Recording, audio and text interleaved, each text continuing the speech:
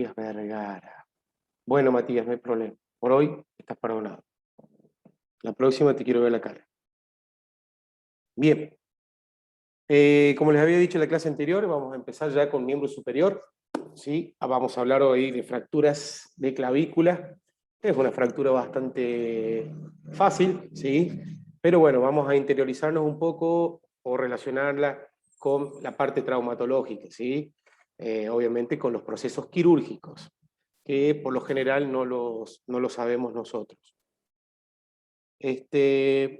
Como todos sabemos, la clavícula es un hueso curvilíneo, ¿sí? Con forma de S itálica, en el cual se va a articular con el esternón en su extremo proximal y su extremo distal se va a articular con el acromio, ¿sí?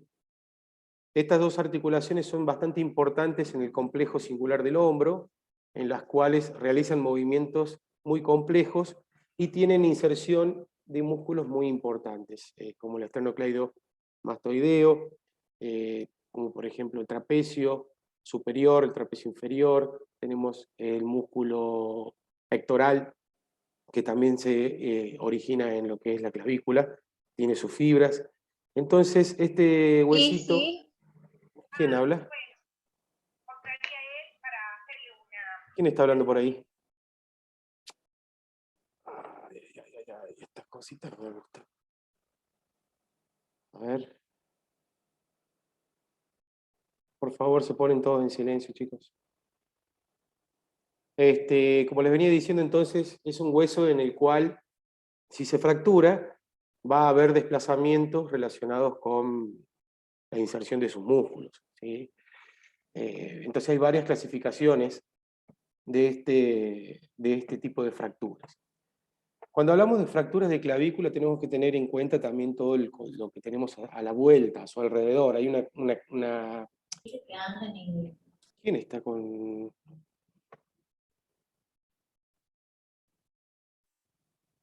¿Quién es el que está con micrófono abierto? A ver, yo voy a silenciar a todos de acá. Bien, cuando hablamos entonces, como le dije, de la fractura de clavícula, tenemos una arteria muy importante, que es la arteria subclavia, que está por detrás, que cuando se rompe la clavícula puede lesionarla y generar, digamos, lesiones graves, o puede ser lesionada también cuando se realiza la cirugía. Ya lo vamos a ver más adelante. Entonces, cuando hablamos de fracturas de clavícula, vamos a hablar, ¿sí?, de tres grupos que se van a dividir, obviamente, según Craig, ¿sí? Craig es un autor que las dividió en tres grupos. A su vez, esos tres grupos también se subdividen según Nears, ya lo vamos a ver ahora en el próximo slide. Y, como siempre, va a dividir el primer grupo en fracturas del tercio medio, que son las más comunes o las más frecuentes, ¿sí?, que se van a dar, en este caso, en las fracturas de clavícula en el tercio medio. El grupo 2 son fracturas del tercio externo, o sea que están más relacionadas con la articulación acromioclavicular, ¿sí? Y a su vez estas las subdivide Craig en 5 tipos, que va a depender mucho de los fragmentos que se vayan a desplazar. En este caso la de tipo 1, ¿sí? Estoy un poco congestionado. En este caso la de tipo 1, mínimamente desplazadas, la de tipo 2 van a estar desplazadas con una fractura medial, en este caso el complejo ligamentario tan importante que tenemos, que es el coracoclavicular. La del tipo 3 son fracturas de la superficie articular ya directamente, obviamente de la parte externa, ¿sí? Todo lo que está relacionado con el acromio. La tipo 4, aquí los ligamentos se encuentran intactos, ¿sí?, pero el fragmento proximal es el que se va a ver desplazado. ¿Cuál? Es donde está, digamos, la inserción del esternocleidomastoideo. No así los que están, digamos, sostenidos y mantenidos de forma intacta por los ligamentos coracoclaviculares. Y por último, las 5, que la más grave, son conminutas, ¿sí?, o sea, múltiples fragmentos. Luego, tenemos la del grupo 3, que también las divide en 5 tipos, que son las fracturas del tercio proximal, ¿sí?, que es más cerca a la articulación externocostal, a la esternoclavicular, ¿sí?, que esta, el tipo 1, la más común, es la desplazada, ¿sí?, digamos pocos milímetros, o sea que está mínimamente desplazada. La del tipo 2 ya cuando hay más de 2 o 3 milímetros de desplazamiento. La del tipo 3, cuando afecta a la articulación. La del tipo 4, ¿sí? Cuando hay una separación de la epífisis y una lesión ya directamente intraarticular, son mucho más difíciles de resolver porque son bañadas esas fracturas con líquido sinovial. Y la de tipo 4, como la anterior, como la del grupo 2, ¿sí? Con minutas, la de tipo 5. Bien.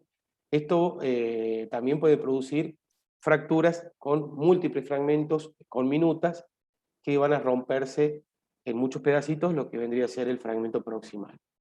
Pero a su vez, las del tercio externo, digamos todo lo que es la región externa, más allegada a la articulación acromioclavicular, tenemos los ligamentos bastante importantes que son los coracoclaviculares. Estos ligamentos, según NIRS, ¿sí? Van a interferir mucho en lo que es el desplazamiento del extremo distal de la clavícula. Por eso las divide también o las subdivide en 3 grupos. ¿Sí? Estos 3 grupos están relacionados con la integridad de los ligamentos. La de tipo 1, ¿sí? La fractura o la línea fracturaria se va a dar, ¿sí? Lateral a lo que son los ligamentos. Por lo tanto, los ligamentos se van a mantener estables sin ningún compromiso. La de tipo 2 aquí se va a dar dentro de los ligamentos, ¿sí? Pero los ligamentos dentro de todo se van a mantener intactos a lo que es la articulación acromioclavicular distal. Pero separadas los ligamentos en sí, o sea, los ligamentos, como la fractura se produce en el medio del complejo ligamentario, se separan los ligamentos entre sí, pero no así tienen, digamos, alteración en su inserción. O sea, los ligamentos no están cortados. Pero sí va a haber un riesgo de lo que vendría a ser la pseudoartrosis. ¿Por qué? Porque estos ligamentos van a traccionar en distintos sentidos y van a evitar de que, ya sea con un cabestrillo, si no es quirúrgico, ¿sí? Se pueda llegar a producir una falsa articulación en esa zona. Después tenemos la de tipo 3, que aquí ya sí hay una afectación de la articulación del extremo distal de la clavícula, ¿sí? Y se asocia siempre a mucha lesión de los ligamentos. Aquí en este caso los ligamentos se cortan, se rompen, ¿sí? Va a haber una alteración o vamos a observar nosotros un ascenso de lo que es la articulación acromioclavicular con el fragmento, ¿sí? Hacia arriba. Eso va a darnos el signo de la tecla. No sé si se acuerdan que cuando ustedes apretaban, ¿sí? La articulación acromioclavicular cedía hacia abajo, como si fuera una tecla de una computadora. Bueno, ese signo de la tecla se va a observar en este tipo de lesiones, siempre y cuando sea una fractura del tercio externo. Entonces NIRS las subdivide en ese tipo de fracturas. Como podemos observar aquí las imágenes, a ver si ponemos, esperen un segundito, le vamos a poner el... Esperen que se me fue, no veo nada acá. No, aquí está, bien. Este es... Bien, ahí tenemos el puntero láser, ¿sí? Como pueden observar en esta imagen que les estoy marcando aquí, acá van a observar una fractura, ¿sí? De lo que es el tercio medio de la clavícula. Esto es bastante común y bastante característico. Pueden observar que el fragmento proximal, ¿sí? Está dentro de todo intacto en este dibujo, ¿sí? Y a su vez todo lo que son el complejo ligamentario acromioclavicular y coracoclavicular intacto, porque no fueron afectados por la fractura. ¿Qué puede ocurrir en este tipo de fracturas? Digamos la más común y la más frecuente, es que el fragmento proximal se ascienda por la tracción del esternocleidomastoideo, ¿sí? Y el fragmento distal o el fragmento externo, que vendría a ser este, se va a ver, ¿sí? Fijo y sellado, digamos, por lo que son los complejos ligamentarios.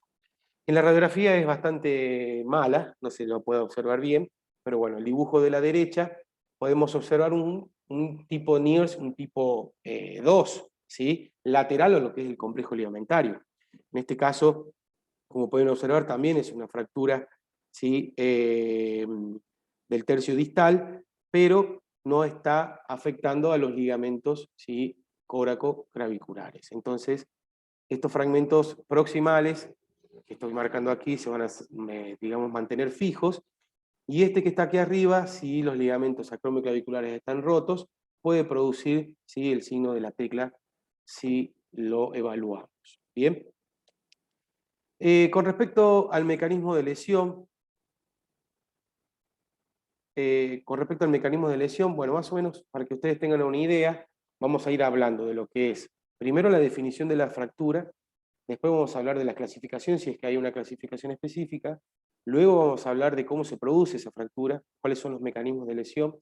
Después vamos a hablar de lo que es el tratamiento o los objetivos de tratamiento, qué es lo que se quiere lograr desde el punto de vista traumatológico, ¿sí? Y luego los tratamientos, ¿sí?, traumatológicos o ortopédicos que se requieran para este tipo de fracturas. Entonces vamos a empezar con el mecanismo de lesión. Aquí el mecanismo de lesión siempre suelen ser dos. Puede ser de forma directa o de forma indirecta. De forma directa va a ser un golpe o un choque directamente sobre el muñón del hombro, que esto va a generar que la clavícula no mantenga, digamos, el peso o la dirección del golpe y por lo tanto se va a doblar y se va a fracturar. Siempre en distintos sectores, dependiendo de cómo vaya a caer, ¿sí?, la persona. La caída sobre la mano extendida de forma indirecta, ¿sí?, la mano extendida también con el codo, digamos, fijos y el hombro ascendiéndose hacia arriba, chocan a lo que es la articulación acromioclavicular y van a obligar a que la articulación tenga un mecanismo de flexión en sus tejidos y por lo tanto va a producir una fractura de clavícula. Es el menor porcentaje, pero suele producirse también de la misma manera, de forma indirecta. Ese es el mecanismo de lesión de lo que es la fractura de clavícula. Después tenemos, esperen que está medio lenteja esto, los objetivos de tratamiento, como les había dicho, dentro de los objetivos de tratamiento, ¿qué es lo que vamos a ver nosotros? Los objetivos ortopédicos y los objetivos de la rehabilitación. Los objetivos ortopédicos hacen referencia a qué va a hacer el traumatólogo, ¿sí? ¿Cuál es el objetivo que tiene el traumatólogo cuando le llega una fractura de clavícula? Primero y principal, lo más importante es alinear, ¿sí? Alinear lo que es la fractura. Si está cabalgado los fragmentos, el traumatólogo le va a realizar una técnica de reducción cerrada, ¿sí?, sin ningún tipo de intervención quirúrgica, y va a lograr o va a tratar de producir, digamos, la alineación de los fragmentos. Conseguir una alineación anteroposterior también, como dice aquí, y en sentido lateral de la fractura de la clavícula, porque obviamente es un hueso bastante complejo porque tiene una forma de S itálica. Y dar después, una vez que se logra la alineación, darle estabilidad a ese foco de fractura. El foco de fractura tiene que ser estable, no se tiene que mover. Puede ser desde un cabestrillo en este caso, puede ser desde una incisión quirúrgica y colocar tornillos y placas, ¿sí?, que ya lo vamos a ver más adelante. Se consigue mediante la inmovilización externa, ¿sí?, por ejemplo, con un cabestrillo, o mediante una reducción abierta y fijación interna. Estos conceptos, digamos, inmovilización externa, hace referencia a lo que es la mayoría de las fracturas, ¿sí?, que no son desplazadas. La mayoría de las fracturas que no son desplazadas, vamos a tener nosotros, ¿sí?, que en la mayoría de los casos se utilizan inmovilizaciones externas, como por ejemplo cabestrillo, inmovilizadores como férulas, etcétera, etcétera. Tengo a ver un mensaje acá que lo quiere. Una compañera se confundió de link, está esperando con, dice Marcos. Bien, bueno, ya no puedo aceptar más a nadie, si no me van a empezar a interrumpir la clase. Como les decía recién, entonces, lograr la estabilidad por medio de la inmovilización externa, ¿sí?, o si es necesario una incisión quirúrgica, se hace una reducción abierta y una fijación interna, ¿sí?, para las fracturas más complejas. Esos serían los objetivos de tratamiento ortopédicos. Luego tenemos los objetivos de rehabilitación, que es más o menos lo que nosotros vamos a realizar a futuro en un postoperatorio. ¿Qué es lo que tenemos que lograr nosotros? Una amplitud de movimiento, o sea, el rango óptimo de movimiento, los grados que más se puedan, los movimientos funcionales que más se puedan, fuerza muscular y los objetivos funcionales. La fuerza muscular siempre se logra después de haber, digamos, trabajado todo lo que es el rango óptimo de movimiento, todo lo que es la amplitud de movimiento, ¿sí? Entonces, una vez que tengamos una buena amplitud de movimiento, ¿sí?, un buen rango óptimo de movimiento, recién vamos a trabajar la fuerza muscular. ¿Y los objetivos funcionales cuáles serían? Sí, que el paciente realice los movimientos necesarios de todas las articulaciones vecinas. Tiempo previsto para la consolidación ósea, ¿cuánto es el tiempo que relativamente puede llegar a estar? Y puede estar entre 6 a 12 semanas, ¿sí? Se necesita un periodo mayor de consolidación en aquellas fracturas que fueron conminutas, ¿sí?, o si se ha realizado algún tipo de injerto óseo. Pero con 6 semanas, una fractura que no haya sido, digamos, desplazada, va a andar bien, ¿sí? Esas 6 semanas implican a 1 mes y medio, ¿sí? Acuérdense que un mes tiene 4 semanas, por lo tanto, 6 semanas serían 1 mes y medio. Entonces, tenemos unos 45 días. El tiempo previsto de rehabilitación es muy relativo y es un tiempo muy estimado. Yo mucho no le hago hincapié en esto porque va a depender mucho del paciente, de la edad, de la rehabilitación que realice, del kinesiólogo que le toque y de la voluntad que tenga el paciente, ¿sí? Y del tipo de fractura que tenga. O sea, hay muchos parámetros para evaluar, ¿sí?, el tiempo de la rehabilitación. Pero bueno, se dice que puede durar entre 10 y 12 semanas. Es un tiempo estimado y estipulado. Método de tratamiento. Aquí vamos ya a entrar en un ambiente un poquito más desconocido, porque vamos a hablar un poquito de lo que es los métodos de tratamiento y de lo que es un poco el idioma traumatológico, ¿sí? El método de tratamiento vamos a tener el cabestrillo, que es uno de los métodos de tratamiento ortopédicos que habíamos hablado en aquellas fracturas que no eran desplazadas. El tipo de biomecánica que utiliza el cabestrillo es un sistema de distribución de cargas. Cuando ustedes después vean los dispositivos, lo que vendría a ser los dispositivos que utilizamos para las fracturas, para lo que utilizan en la cirugía, lo van a ver con el profe Marco y se van a dar cuenta de lo que vamos a estar hablando ahora. Un poquito van a no tener, digamos, van a estar un poquito perdidos por ahí con lo que es la jerga esta, pero cuando vean los dispositivos con el profe, ahí se van a dar cuenta de lo que estamos hablando ahora. Entonces el cabestrillo, la biomecánica que va a tener, o sea, la función que va a tener, es un sistema de distribución de carga, o sea que el paciente va a descargar el peso de su brazo, en este caso en el cabestrillo, para evitar justamente que la clavícula no se mueva. Porque obviamente es obviamente un hueso que no se le puede poner un yeso, entonces el cabestrillo viene bien. La forma de consolidación, ¿cómo va a consolidar? Y si no se utilizó ningún dispositivo que tenga una fijación rígida, ¿sí?, va a ser una consolidación secundaria. Por lo tanto, va a haber una consolidación con formación del callo óseo, ¿sí? No así cuando hay otros dispositivos que ya lo vamos a ver, que son de consolidación primaria. Esto también se van a dar cuenta cuando vean los sistemas o los dispositivos con el profe Marcos de osteosíntesis. ¿En cuándo está indicado este tipo de cabestrillos? Y bueno, en aquellas fracturas que obviamente no estén desplazadas, pero en la mayoría de las fracturas de clavícula, ¿sí? Luego tenemos un vendaje en 8, que lo deben haber escuchado, el famoso vendaje en 8 de guarismo, que últimamente ya no se utiliza, ¿por qué? Porque trae otras alteraciones y complicaciones cutáneas que después traen problemas para los pacientes a futuro. Entonces, el vendaje prácticamente no se utiliza, sino que se utiliza el cabestrillo. Luego tenemos otro método, ¿sí?, que es la reducción abierta y la fijación interna. Reducción, ¿qué significa? Que se va a lograr reducir los fragmentos, ¿sí? Abierta porque es quirúrgico, o sea, porque se hace una incisión quirúrgica. Y fijación interna porque se puede utilizar o no una colocación de algún material, ¿sí?, protésico, en este caso puede ser, por ejemplo, una placa de fijación con tornillos o unas agujas de fijación, ¿bien? Entonces, la biomecánica de la distribución, de la reducción abierta y de la fijación interna, si se van a utilizar placas de fijación con tornillos, el objetivo es tratar de fijarlas, ¿sí?, y que protejan a la carga, o sea, que protejan al foco de fractura. En el caso de que se utilicen las agujas, que ya van a ver más adelante, son unas agujas que se llaman de Kirchner, esas agujas se utilizan por un determinado tiempo y después se sacan. Esas agujas no son fijas, entonces en vez de proteger y proteger el estrés, ¿sí?, van a producir o distribuir lo que es la carga, o sea, son distribuidores del estrés de la carga. Bien, la formación de callo óseo en este caso no se va a dar, o sea que la consolidación va a ser primaria, ¿sí? ¿Por qué? Porque se va a utilizar una fijación con una placa rígida, obviamente que ese es el objetivo del traumatólogo.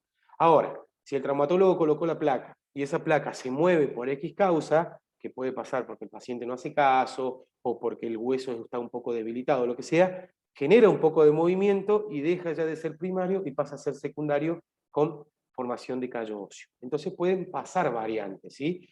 Uno trata de que el objetivo sea primario, o sea, sin consolidación con formación de callo óseo. Ustedes saben que es un tejido, la clavícula es muy superficial y muy vista, o a la vista estéticamente queda feo un callo óseo, entonces por lo general si la fractura se consolida con un callo óseo queda estéticamente feo, entonces, o cometológico como se dice, entonces no se logra el objetivo.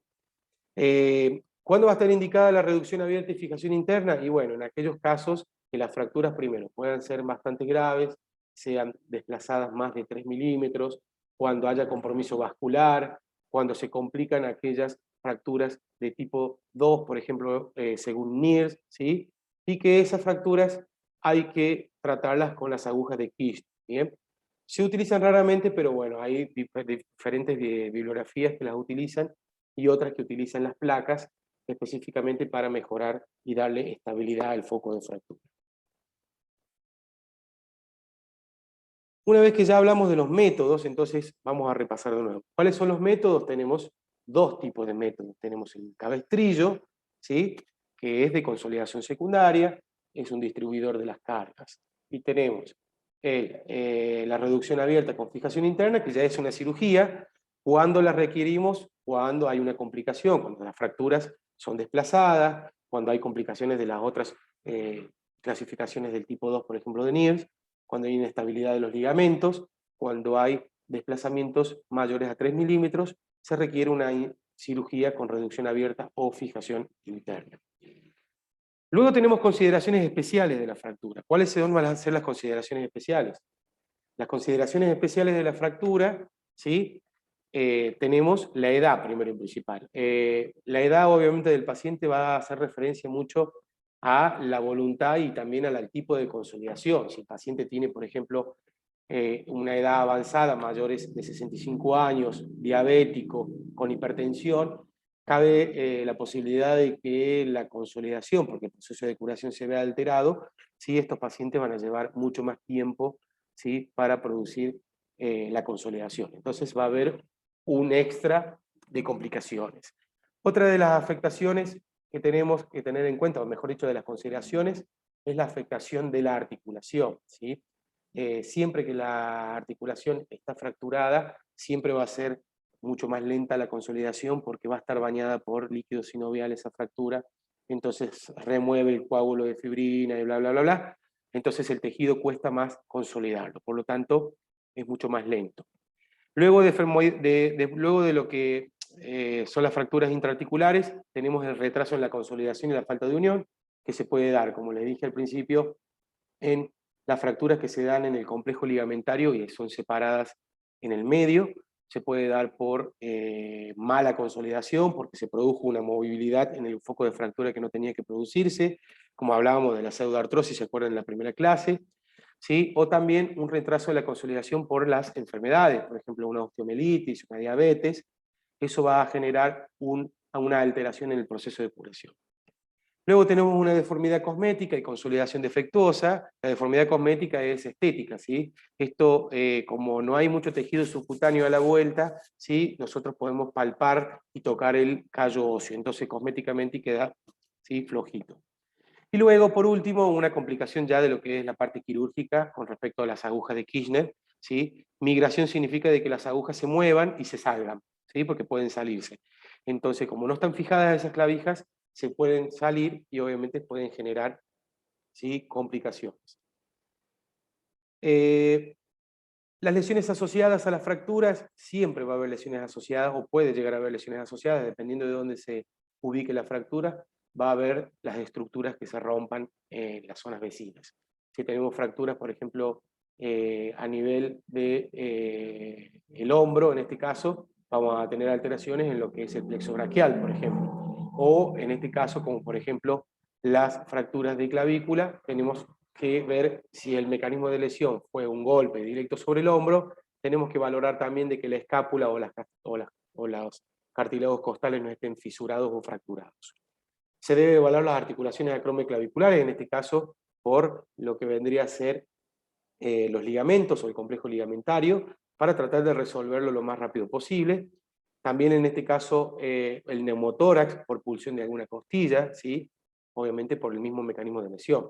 Recuerden que puede producirse un politraumatismo, una caída en moto, tener una fractura de clavícula, tener una fractura de húmero y a su vez tener fracturas costales. Entonces, a las lesiones asociadas a la fractura de clavícula pueden asociarse, por ejemplo, una punción por una ruptura del pulmón producido por una costilla, ¿sí? Bien.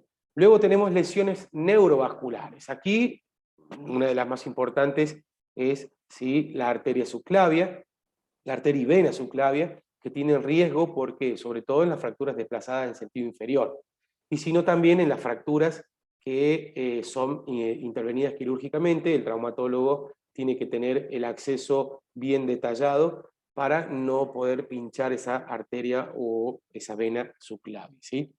La asimetría ipsilateral del flujo, ¿sí?, es la necesidad de exploración vascular. ¿Qué quiere decir esto?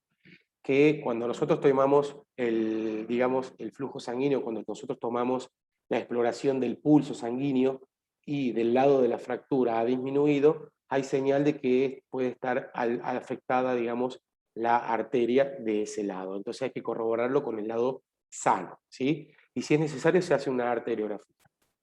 Luego tenemos las lesiones del plexo braquial, que son menos comunes, pero pueden ser secundarias por traumatismos directos o por estiramiento del brazo, produciendo una neuroamnesis o una neuropraxia. También lesiones del cordón del plexo braquial. Hay un riesgo bastante importante en la proximidad de la clavícula, por tanto, puede también producirse una lesión neurovascular, ¿sí?, pero de menor importancia en este caso porque por lo general son bastante infrecuentes.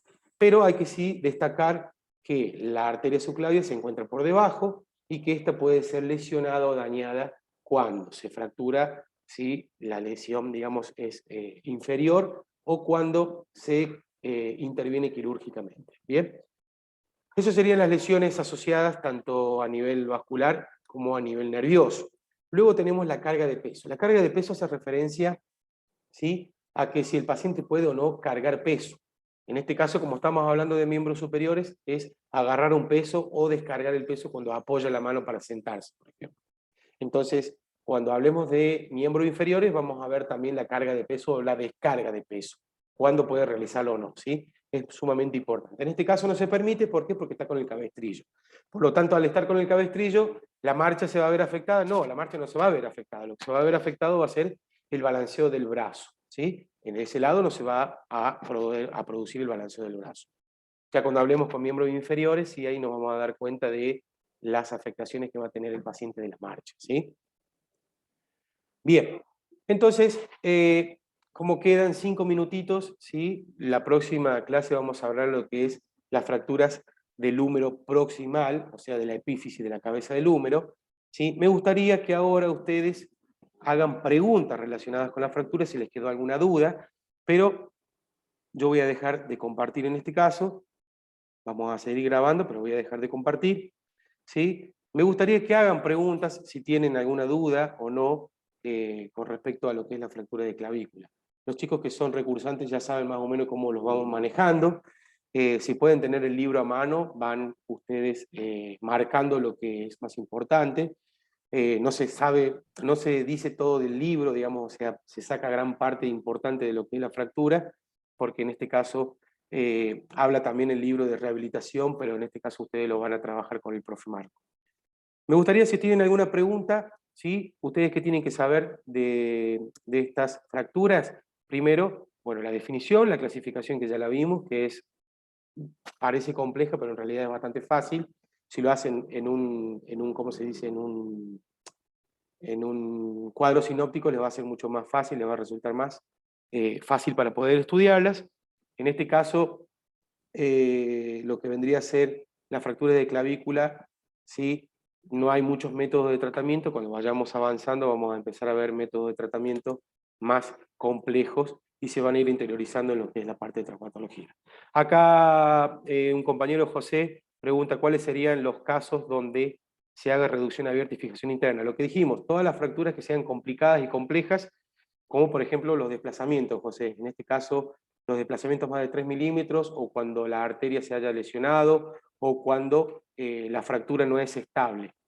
Las fracturas cuando son estables, ¿sí?, es porque no ha habido desplazamientos y no ha habido angulación.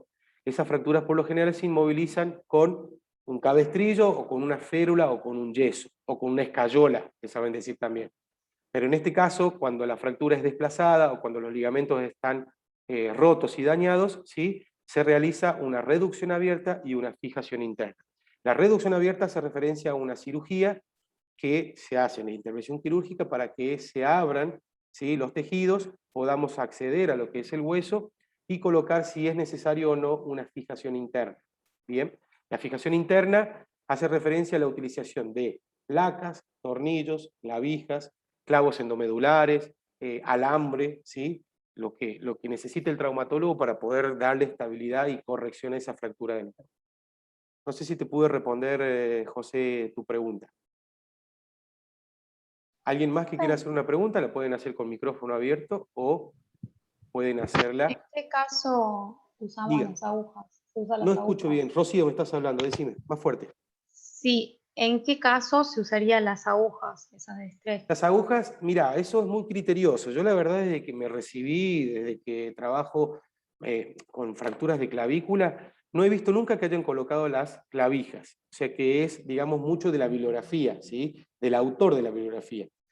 Cuando nosotros trabajamos, digamos, cuando teníamos la posibilidad de ir a ver los pacientes al servicio de traumatología aquí en el hospital, antes de la pandemia, nunca vimos, ¿sí?, las clavijas. Pero las clavijas se tienen que utilizar en aquellos pacientes que no pueden tener, por ejemplo, una fijación interna con placas. ¿Por qué no pueden tener una fijación interna con placas? Porque la fijación interna con placas requiere de múltiples tornillos. Esos tornillos, cuando el traumatólogo trate de realizar, digamos, la perforación del hueso, y por ejemplo el paciente tenga osteoporosis, no va a haber una buena fijación. Entonces, si el paciente tiene osteoporosis, no puede tener una indicación de una placa, entonces se requiere utilizar las clavijas, ¿sí?, que son intramedulares. Las clavijas van, digamos, se de cuenta que esta es la clavícula, las clavijas se meten por dentro, por la parte externa de lo que es la articulación acromoclavicular, y siguen el recorrido medular de lo que es la forma de la clavícula, ¿se entiende? Entonces ingresan por la parte externa, van a quedar hacia afuera, ¿sí?, quedan hacia afuera de lo que es el hombro y se lo inmoviliza el paciente con un cabestrillo. Si el paciente no hace caso y el paciente se mueve de forma precoz, ¿qué es lo que va a ocurrir? Que esas clavijas se muevan porque no están fijas. Entonces pueden migrar. Entonces eso es una de las complicaciones que tienen las clavijas.